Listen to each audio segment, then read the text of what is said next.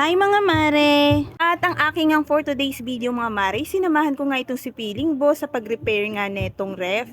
Hindi ko nga na-videohan mga mare yung pagpalit ni Feeling Boss doon sa may access valve tsaka yung kanyang filter dryer. At ang aking ang naging ambag dito kay Feeling Boss sa pag-repair nga netong ref ay tagakuha lang ako ng video pati taga-tutok lang ng flashlight mga mare. At ayan na nga mga mare, nag-start na nga si Feeling Boss, nakargahan na ng Freon itong ref.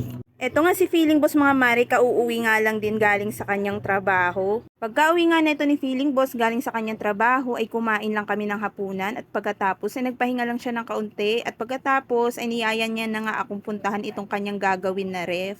Medyo masama pa nga yung pakiramdam dyan ni Feeling Boss mga mare at ilang araw na nga din siyang hindi magandang kanyang pakiramdam. At ito kasi talagang si Feeling Boss mga mare, walang pinapalagpas na oras, basta kaya niyang gawin ay gagawin niya na din kasi talaga. Nung rest day niya kasi mga mare ay nag-install siya ng CCTV naman doon sa may isa niyang kliyente at basang-basa nga daw siya ng pawis. Yung isi-set up na nga daw niya doon sa may DVR ay pumasok daw siya doon sa isang kwarto na napakalamig, so ang ibig sabihin ay natuyuan ng pawis itong si Feeling Boss. At habang nagkakarga nga ng Freon itong si Feeling Boss mga mare ay tamang usisa nga lang din ako sa kanya kung ilan dapat ang magiging amperahe nitong ref pagkatapos nga makargahan ng Freon. So nakikita nyo mga mare ay 0.75 at nung tinanong ko nga sa kanya kung ilan ba dapat, ang sagot niya daw dapat kahit papano ay mag 85 daw. O di ba may nalalaman din ako dito sa pagre-refer ng ref neto ni Feeling Boss mga mare. At mga 30 minutes nga ang nakalipas mga mare ay sinilip nga namin nito ni Feeling Boss yung freezer nga netong ref. At kung makikita nyo ay nagyelo na nga yung kanyang freezer. Ito kasing ref na to mga mare ay talagang hindi na nagyelo at wala na rin siyang naging lamig.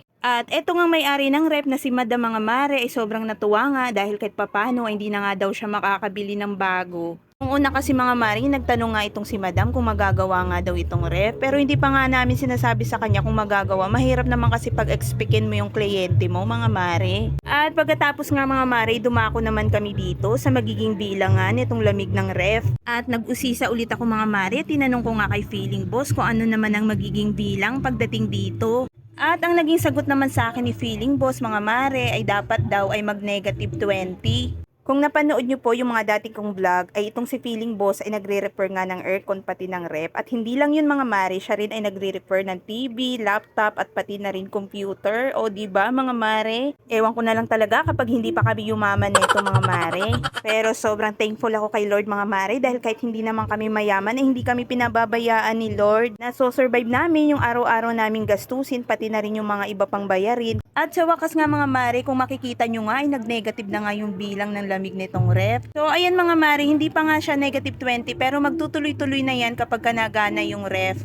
So kung kayo po ay taga Metro Manila at may mga sira kayong ref at aircon, wag po kayo mahiyang mag-message sa akin mga mare.